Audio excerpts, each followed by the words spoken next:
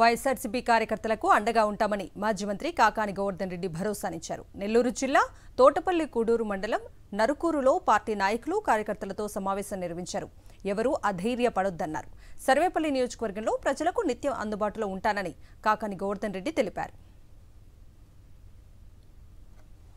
ప్రజలకు ఎక్కడ అన్యాయం జరగకుండా ప్రజల పక్షాన నిలబడి పోరాడతాం.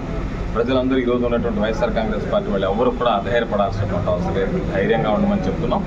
ఎన్నికలు జరిగిన ఫలితాలు వచ్చిన నాటి నుంచి దాదాపుగా ఈరోజు 40 రోజులైతే ఒక్కరోజు కూడా సర్వేపల్లి నియోజకవర్గాన్ని విడిచిపెట్టకుండా వాచ్మెన్ డ్యూటీ చేస్తున్నాం. రాబోయేటువంటి రోజుల్లో బాధ్యతాయుతంగా వ్యవహరిస్తాం.